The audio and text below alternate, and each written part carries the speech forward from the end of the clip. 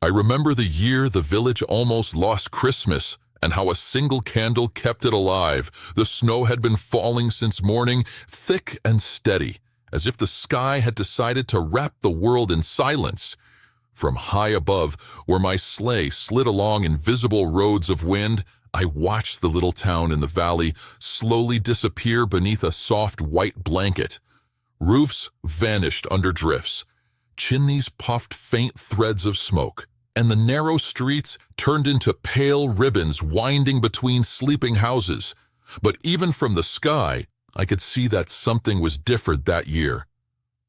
Usually by the time my rounds brought me near that valley, every window in that village would be glowing. Candles in clay holders, lanterns hung from hooks, little lamps set on tables where families gathered to share bread and stories. Children would race past frosted panes, shadows of laughter flickering on the walls. Yet that night, as the snow deepened and the wind sharpened, the town lay mostly dark. A storm had come the day before, fierce and loud, with winds that shook the shutters and snow that fell in heavy sheets. It had knocked down power lines and blocked the road that led up from the main valley. The people were used to winter, of course, but this was different. The shops closed early. The church bell, which usually rang out bright and clear on Christmas Eve, stayed silent. Its rope had frozen stiff. Only one light shone steadily in the center of the village, a small, golden glow in the window of the old chapel. I guided my reindeer lower, the bells on their harnesses chiming softly in the cold air, and brought the sleigh to rest on the hill just above the town. Below me, the chapel door was open a crack, letting a narrow stripe of light reach out into the snow-filled night like a path. Inside that chapel, I knew, stood the Christmas candle. It was not grand to look at, just a tall, simple candle of beeswax, with a faint scent of honey when lit. The people of the village had kept it for generations. Each year, as Christmas approached, they would gather in the chapel and light it from a small flame kept all year in a niche by the altar. Then they would say their prayers, share their hopes for the coming year, and one family would be chosen to carry the Christmas candle home. There was no magic in the candle itself. It did not grant wishes or turn silver into gold. But the people believed that if they kept its flame burning through Christmas night and tried in the year that followed to live with the same warmth and kindness that shone from it, blessing would come to their home in ways they might not expect. That year, the candle had been entrusted to a girl named Clara. She was 12, with dark hair always escaping from her braids and eyes that noticed everything. Her father worked long days mending boots and shoes, his hands rough and stained with polish. Her mother had been ill since the autumn, her strength worn thin. Money was scarce. Clara patched her coat twice and wore her brother's old boots with wool stuffed in the toes. But when the villagers gathered to choose who would keep the Christmas candle, it was Clara's family they named. "Your house could use a little extra light this year," the mayor had said kindly. Clara had carried the candle home the evening before, cradling it in both hands as if it were the most fragile treasure in the world. She set it in a brass holder on the small table near her mother's bed and waited for Christmas Eve, when the candle would be lit. Now as the storm howled outside and the village sat in uneasy darkness, the chapel's door opened wider. Clara stepped into the night, her hood pulled low, snow clinging to her boots. In her hands, carefully sheltered by her cloak, she carried the tall, unlit candle. She walked quickly through the snow, her breaths small puffs in the cold air, and slipped into the chapel. Inside, only a handful of people had gathered, far fewer than usual. Many were home, keeping close to their stoves, worried about the storm and the broken roads. Father Anton, the old priest, stood by the altar, his thin hands wrapped around a small lighter. The eternal flame that usually burned in its niche had gone out during the storm, snuffed by a gust that had slipped in through a crack. He had tried all day to relight it, but the damp air kept killing the matches, and the last of the lamp oil was gone. When he saw Clara, he smiled, though worry lined his face. "You are brave to come out in this weather," he said. "I promised I would," Clara replied, her voice steady. "And Mama is waiting." He nodded and looked down at the little lighter in his hands. It was nearly empty, its spark weak. The Christmas candle stood on the altar, waiting. "Let us see if we can coax one more flame," he murmured. The few villagers present held their breath as he flicked the lighter once, twice. On the third try, a tiny flame appeared and caught the tip of the candle's wick. For a moment, it wavered, uncertain. Then it grew into a small, strong light, golden and clear. Clara felt warmth touch her face, surprising in the cold chapel. The villagers relaxed, some whispering small prayers of thanks. Father Anton blew out the lighter with relief. "Take it quickly, child," he said softly. "The roads are bad, and your mother will be waiting. Remember, keep it burning as long as you can. Let it remind you that even on the darkest night, there is a light that does not fail." Clara lifted the Christmas candle, shielding the flame with one hand and her cloak as she stepped back into the storm. From the hill, I followed her with my eyes as she moved through the swirling snow. The village was still mostly dark, a few lanterns faint and low in distant windows, but the small circle of light around her seemed to push the darkness back.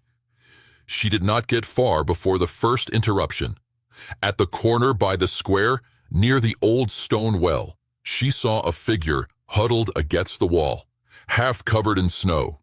It was Mrs. Vogel, the widow who lived alone at the end of the lane. Her lantern had broken in the wind, and she had tried to make her way to the chapel, but had grown dizzy and sat down just for a moment. "Mrs. Vogel," Clara cried, kneeling beside her, "you mustn't stay here. You'll freeze." The woman's lips were pale. I was coming to see the candle," she whispered. "But the snow, my old bones." Clara looked at the flame in her hands, then at the widow's trembling shoulders. The road to her own house suddenly seemed very long. "Can you walk if I hold your arm?" Clara asked. With effort and with Clara's firm grip on her elbow, Mrs. Vogel stood, but the wind was cruel, snatching at their cloaks, pushing against them as if it wanted to drive them back into the dark. Clara knew that if she tried to take the widow all the way home, the candle might go out in the storm. She thought of her mother waiting in the little house, of the empty oil lamps, of the promise she had made to keep the Christmas candle burning by the bed. "I am supposed to take it home," she thought desperately. "It is our turn this year. We need its blessing. Mama needs its blessing." Then she looked at Mrs. Vogel's drawn face and made her decision. "Come with me," she said. "We will go to our house first. It's closer. You can sit by our stove and rest." Step by slow step, they moved through the snow. Clara walked ahead, shielding the flame with her body, the widow leaning on her arm. By the time they reached the small house, Clara's cheeks were raw from the wind, and her arm ached from holding the candle steady, but the flame was still alive. Inside, the air was chilly but much warmer than the street. Her father rose from his chair, surprised to see them. "Clara, Mrs. Vogel, in this storm?" "Please," Clara said quickly. She was out in the square. "She needs warmth." Without another word, he added more wood to the stove and brought a blanket for the widow. Clara set the Christmas candle beside her mother's bed and finally exhaled. The gentle light spread across the little room, touching the cracked walls, the worn table, the threadbare curtain, but it made them all look softer somehow, almost beautiful. Her mother opened her eyes, pale but smiling. "You did it," she whispered. "You brought the light." Clara sat on the edge of the bed and took her hand. For a few precious moments, everything felt still and safe. Then there was a knock at the door. It was not a timid tap. It was urgent, hurried, the kind that comes from someone with no time for politeness. Her father opened it to find two neighbors on the threshold, their faces flushed from the cold. "The storm has blocked the road to the farm," one of them said. "The Gustafsons are trapped out there. Their youngest has a fever. We're going to try to reach them, but the lanterns keep failing in this wind. Do you have a light? Anything stronger than what we have?" They glanced past him and saw the candle by the bed. "That one," the other neighbor said, almost without thinking. That's the Christmas candle, isn't it? Its flame is always steady. Clara felt her heart twist. If they took the candle, she might not see it again. The Gustafsons lived at the far edge of the village near the fields. The men would need it to guide them there and back, and there was no telling if the flame would survive the storm. Her promise echoed in her mind. Keep it burning. Keep it close. Let it bless the house. She looked at her mother, at Mrs. Vogel wrapped in blankets by the stove, at her father's worried face. "What should I do?" she asked, though she already knew. Her mother's eyes were tired, but clear. "What is the candle for?" she whispered faintly. "To be seen or to be shared?" Clara picked up the candle. The flame flickered but did not falter. "Take it," she said, placing it carefully in the gloved hands of the nearest neighbor. "Hold it low and shield it from the wind. If it goes out, come back. We'll find another way, but try." "We'll bring it back," the man said. "I promise." They disappeared into the white night, the small circle of light moving away like a star fallen to earth. Hours passed. The storm howled around the little house. Shadows from the stove fire danced weakly on the walls. Mrs. Vogel dozed. Clara's mother slept at last. Her father sat by the door, listening. I watched as the candle's light traveled through the storm. It wavered and nearly died twice. But each time the men huddled around it, backs to the wind, cupping it in their hands until it straightened again. They reached the farm, found the sick child burning with fever, and stayed long enough to help them build up the fire and share what medicine they had. Then, with the candle still glowing, they made their way back through the snow-choked lanes. By the time they reached Clara's door again, the village had changed. Word had spread that the Christmas candle was on the move, carried through the storm to guide those in danger. One by one, doors had opened. People stepped out with their own candles, candles that had been sitting unused on shelves and in cupboards. When the men passed, they paused just long enough to tip the flame from the Christmas candle to each new wick. Soon, small lights began popping up all over the village. In windows, on stoops, in the square where only darkness had ruled an hour before, the night blossomed with points of gold. The road that had seemed lost beneath the snow now shone with a scattered river of candles. When the men finally stepped back into Clara's house, the Christmas candle was much shorter than before. Wax had dripped down its sides, pooling at the base. The wick was small, but the flame, though lower, was steady and calm. "We lit every candle we could," one of the men said, breathless. "They'll be all right out there, at the farm. And look." He stepped aside so Clara could see out the door. The village that had been dark and frightened now glowed. Every window seemed to hold a tiny sun. Voices carried through the night, neighbors calling to one another, asking if they were safe, inviting each other in. Someone in the square had started singing a carol, and others had joined in, their voices warm and imperfect and full of life. Clara's eyes filled with tears. She reached for the candle, surprised to find it still burning. "I thought it would be gone," she said softly. Her father put a hand on her shoulder.